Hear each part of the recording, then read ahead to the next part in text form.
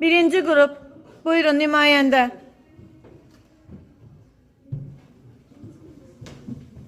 Lövhədə verilmiş relyefləri xəritə üzərindən qeyd edirik. İkinci grup. Buyurun.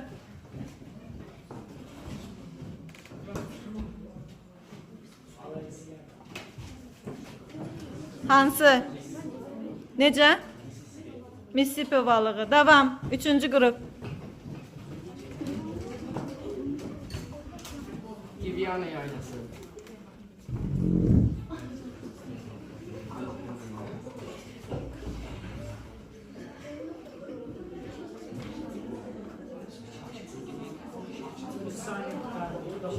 Dördüncü grup.